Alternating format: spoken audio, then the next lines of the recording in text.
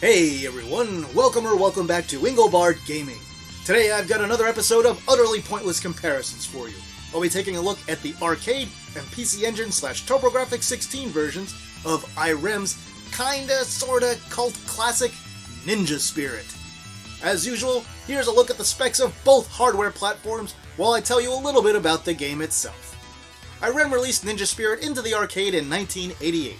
At first glance, it seems like a pretty typical action platform game, but really this is designed with the difficulty and intensity of a shoot-'em-up of the era, or shmup.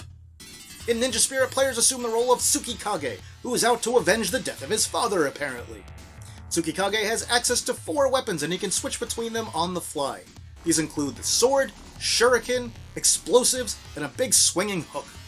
In addition to these weapons, you can also get an option-like power-up that gives you Shadow Ninjas for extra firepower. You can get a Ring of Fire that swirls around Tsukikage and his shadows, which doesn't make him invincible but does damage any foes that come into contact with it. And finally, there's the almighty screen-clearing explosion thingy. Now, Ninja Spirit doesn't look particularly great for something that came out in 1988, nor does it sound particularly great for something from that time either. But it is a pretty good game that is marred a little bit by its obscene difficulty. I mean, this game is ridiculously hard. In 1990, Irem brought Ninja Spirit home to the Turbografx16 / PC Engine, and it got really high review scores from a lot of outlets. Perhaps a little too high. In EGM, they awarded it their Turbografx16 Game of the Year in 1990, losing out on the overall Game of the Year to the Genesis version of Strider at that time. But the review scores it received from the 4 different EGM reviewers were 8, 9, 9, and 10. Yeah, I thought it was pretty funny that Sushi X gave this game a 10 out of 10. Because if you think Ninja Spirit deserves a perfect 10 out of 10 review score, well, you're wrong! But it is a good game, and it is worth playing. And this PC Engine version is a little more accessible because it adds PC Engine mode, which tones down the difficulty a little bit and lets you do things like take some extra damage before you die. Alright, recording methodology for this one. I used a lot of save states for each version of the game. Why? Because I'm not some kind of Ninja Spirit savant. I'm not trying to blow you away with my skills or claim any unearned skill in this game. My whole point in this video is to show you a complete game comparison of both versions, and the easiest way to do that is to eliminate the deaths from both versions so we can sync the gameplay up as closely as possible. Oh, and if you don't want to see a comparison that points out the differences between the 2 versions of the game and how one doesn't look or sound as good as the other, well, I've got great news for you. You don't have to watch this video. You can hit stop right now. It's not for you. For everyone else, let's get on with it. And we're off. As you can see, the arcade version starts with Tsukikage kneeling down before a statue after he falls out of the sky, and that statue is entirely missing in the PC Engine / Turbo version. As we get going, you can see they did manage to mimic the parallax effect of the first level pretty well in the TurboGrafx. How did they accomplish this feat of technical wizardry? Well, it's not a second background layer since the PC Engine doesn't have one of those. It's using animated tiles. And they've done a really good job of making it fit in with a whole lot of different places. And the only spot where it's like really obvious is at the end of the level when we have the boss fight. So as you can see, if you've never played or seen Ninja Spirit before, even in this very first introductory level, it's a lot more intense than the average action game, and it is much more akin to something like a typical shooter or shmup of the era. And the game does recommend different weapons to you at different points. It's easier to tell in the arcade version because it flashes when it wants you to switch to one, but you don't always have to follow its recommendation. They're good for the first couple of levels, but then I disagree with them as they go on. And I will comment here on the music. It's much better in the arcade than it is on the PC Engine, which uses a lot of sort of just grating instruments, and it just sounds kind of emptier than the arcade original. And that tile background, as you can see here, it's a lot plainer on PC Engine than the full actual second parallax layer on the arcade game. Now if you watch as the boss comes up in the PC Engine, you can see the tiles around some places, especially the head there, where it's not a second full layer, and that makes things look a lot different. And there's a lot more slowdown and flicker in the PC Engine / Turbo version 2, which is to be expected of hardware from the era. It's not a knock on the PC Engine, it just didn't show as many sprites as the arcade game. There is level 1 cleared, and level 1's pretty easy. One other thing I should note there on that boss, the little stone barriers were above the ground in the arcade, and they were embedded into it on the PC Engine / Turbo. Now for our second level, we've got a similar parallax effect here. The background tiles are much simpler. We get like full trees with details in the background of the arcade game, and as we go through this area, we can see like a landscape off in the distance between the mountains. On the Turbo / PCE version, vastly simplified, and there's no parallax in those big areas between the rocks and the bridges. And the bridges don't have the suspension ropes sort of on the front of them on PC Engine / Turbo. They only have those in the arcade one.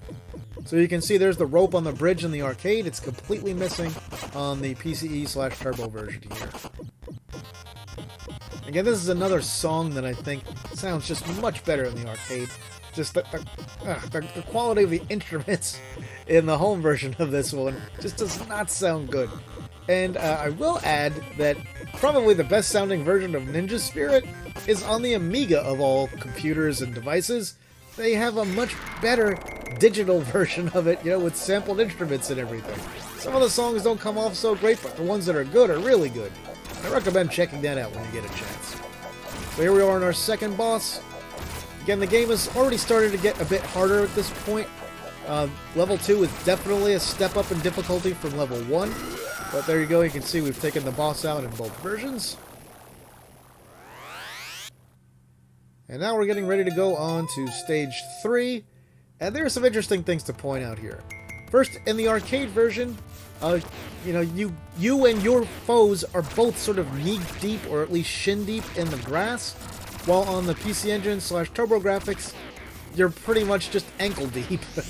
And like a lot of these larger enemies, you can see they're covered to their shins in grass on the arcade, but not, you know, on PC Engine. The big moon in the background, it's a lot smaller on PC Engine. And the reason for that is, if you look in the foreground with the trees and stuff, they overlap the moon in the arcade, so the moon is a separate parallax layer in the arcade, while in the PC Engine, they're using a split-screen raster effect to render that moon. So it's actually part of a single background that just doesn't move. And how can you tell? Well, the easiest way to tell is look at the trees in the arcade there. You see they reach all the way up to the top of the screen? In the PC Engine version here, no features of the foreground ever overlap with that moon. They're all below it, which is usually the dead giveaway that something is a split-screen raster effect. And again, you can see a lot of instances here where there's more slowdown on the PC Engine and way more flicker than we see in the arcade one.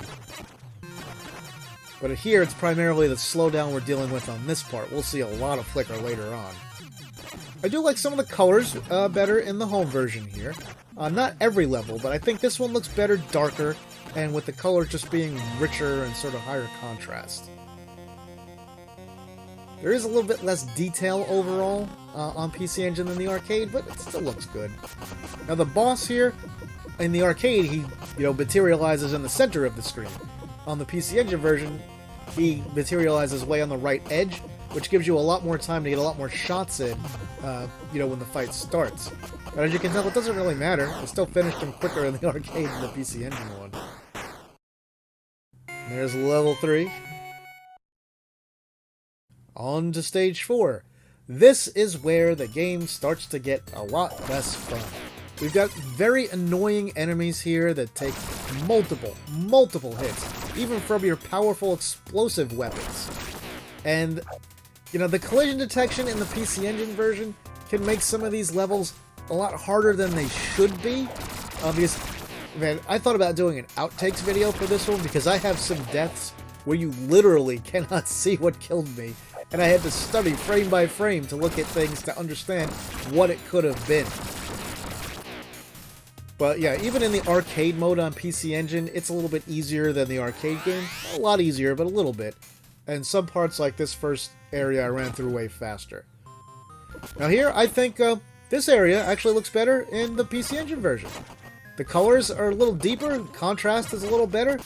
I don't like that some of the enemy colors are a little too similar in the PC Engine version, but, you know, overall, I think this one section looks nicer in the home version of the game than the arcade version. So kudos, developers at Irem, for that one. I do vastly still prefer the music in the arcade one, I gotta say.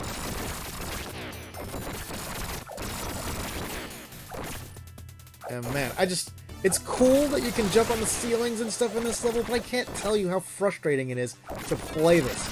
If you don't take it slow like this and be very deliberate, it's easy to get killed by these samurai enemies that take multiple hits. Now here's where we see a version, a level that looks much, much better in the arcade. So that ceiling comes down and we've got a full background and everything in the arcade. Meanwhile, on the PC Engine, it's just black. And it's this weird thing with there's a line where the rocks are coming out of other rocks instead of it just being one complete graphic.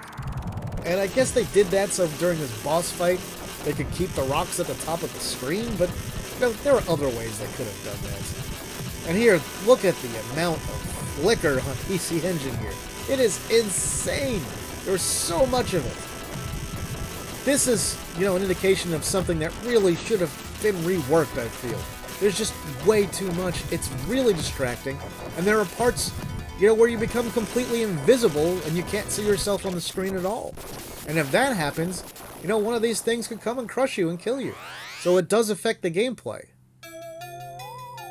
One other thing I hadn't mentioned yet, and even though it's pretty obvious, is the arcade game has an interface at the bottom of the screen where you see all 4 of your weapons, their power-up state, and which one's selected, along with a timer that they got rid of for the home version.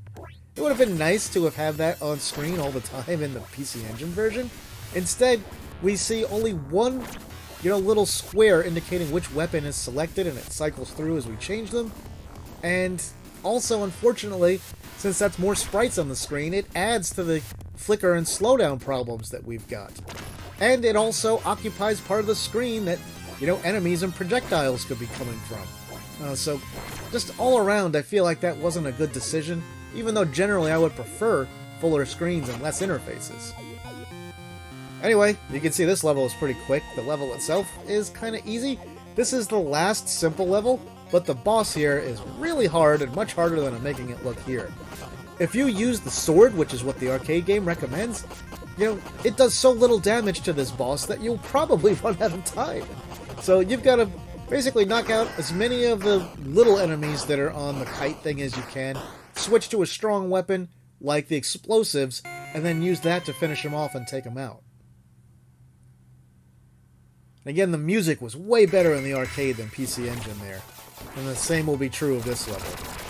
So for this level, this may be my most hated level in the entire game. It is just an onslaught of enemies, and they have changed it quite a bit in the PC Engine version for enemy layouts. You can see there's a lot more of the sort of knives just coming down at you in these, you know, semicircle patterns, and they did change the way the background works a bit. They are using a split-screen raster effect here also, unlike they have in some earlier levels. And in this one, it scrolls as a parallax layer, and they've got some lightning flashing in the clouds every now and then. In the arcade, the background layer stays completely still and there's no lightning, but it has a lot more detail and it's way more filled in. Same for the ground, and you'll see there's a lot of things where there are enemies walking, especially those really giant guys behind rocks. You know, while in the PC Engine / Turbo version here, they tend to walk in front of them, not behind them. And there are just parts in this level in the arcade game where you're, you know, assaulted by way more enemies at once than in the home version of the game, which, again, to be expected, so not really a knock on the system. The arcade one is just, you know, more capable as all the arcade systems were of the day. And here's an instance where you can see these giant enemies walk behind the boulders and stuff in the foreground in the arcade, while in the PC Engine version they're in front of them. And this quote-unquote boss fight, holy cow, it just goes on and on and on. This is way too long, especially for a fight that you can win so easily by just sitting on top of this rock, shooting down, and just keep doing that until the level's over. Not a very well designed boss encounter at all. And then finally, it is over on both of them. And guess what? We're already heading into this game's final stage. Stage 7 is it. And here, yeah, black background on PC Engine. A lot of flicker with all these explosions. You'll see, some of it at the beginning here, but you'll see a lot more of it as we go on a little bit further.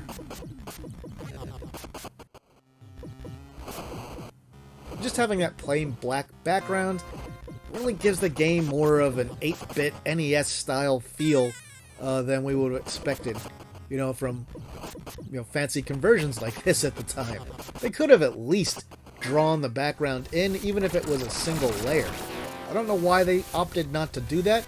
I'm gonna guess so at the second scene here, where it transitions from a cave to a black background in the arcade, they didn't want to deal with that whole thing in the home version. And then this part of the game, oh my goodness, this part of the game is ridiculous. I had to do this so many times in order to get it without dying. You can't shoot these things and take them out. They will almost always hit you. Sometimes you get lucky and you get one or two of them. But you've just got to swerve your way in, and the collision detection, especially on PC Engine, is really, just rough on this version. Like I said earlier, sometimes you're hit by things you can't see and you die. That's a part where it happens a lot. Like, you'll be next to one of those sword guys and you'll just die on the way down. Here's our final boss in both versions.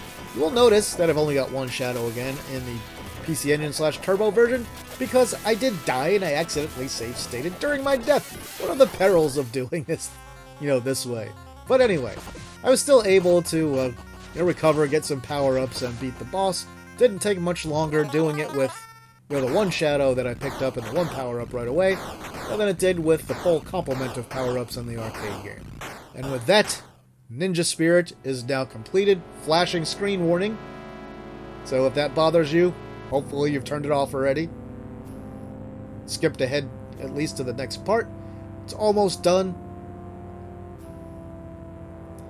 You can see we transform into a wolf. There we go, our transformation is complete. Now we run on this nice background. And again, they've used raster effects on the PC Engine to simulate, having two scrolling layers. They did alright.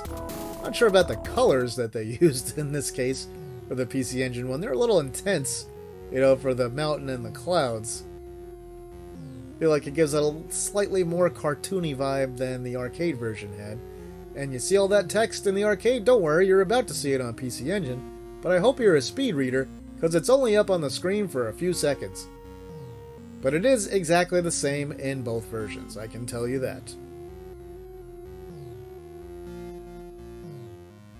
Alright, so there's no credits in this one, so we'll do the wrap-up here and finish up this video. So there we go, a complete game comparison of the arcade and PC Engine / Turbografx16 versions of Ninja Spirit. So here are my final thoughts on this one. So as I've mentioned a few times throughout here, Ninja Spirit in the arcade is a fun but brutally difficult game. The first 3 levels are really good, and so is that 5th level that has you scaling the mountain. Levels 4, 6, and 7, though, they could have all used a complete redesign in my opinion. They took a great game and dropped it down to a good one because of how ridiculously unfair those levels are. But I'm sure they inspired lots of people to sink lots of quarters into the arcade game, helping make Irem some profit on that one. But sometimes, Irem, profit comes at a cost. Ninja Spirit could have been a straight-up classic if they'd made it a little more about gameplay technique than brute force and luck. The home version we looked at today for the PC Engine / Turbografx16 is very well done for the hardware, and I'm glad Irem put a lot of simulated parallax through various software effects to mimic the look of the arcade game's hardware parallax scrolling. Too many developers on the PC Engine / Turbo just didn't bother to do that, so Irem really deserves credit for going the extra mile here. Irem was also wise to recognize the arcade version was way too hard, and to add the PC Engine mode to the game. Now, the arcade mode isn't quite a one-to-one match for the arcade original, with a few parts that are toned down, but overall it's still close and well done. I also prefer the more saturated colors in many of the scenes in the PC Engine version, although sometimes the PC Engine one is just a little too dark. Now, I was not impressed by the sound or music in the PC Engine version of Ninja Spirit, and the game does use some overly abrasive instruments, as is fairly common in PC Engine titles, unfortunately. In the end, it's hard for me to say which of these two versions of Ninja Spirit I prefer. The arcade game is super intense, and when it's at its best, it's really great. But Irem went too hard with it, and about half the levels just aren't any fun. Overall, I think I do prefer the arcade game, which I wish had its own PC Engine mode. But Irem unquestionably did a fantastic job with the home version. And if you're wondering what review score I would have given this if it was me back in the day, I would have given both the arcade and PC Engine/Turbo versions a 7 out of 10. And that'll do it for this video, my retro gaming friends. If you enjoyed it, please like it and share it online somewhere. If you haven't yet, subscribe to the channel so you'll never miss one of my videos. If you really like the work I do here and want to support me, you can do that through places like Patreon, Ko-fi, or right here on YouTube through channel memberships. With that, I'll say thanks for watching, and see me later.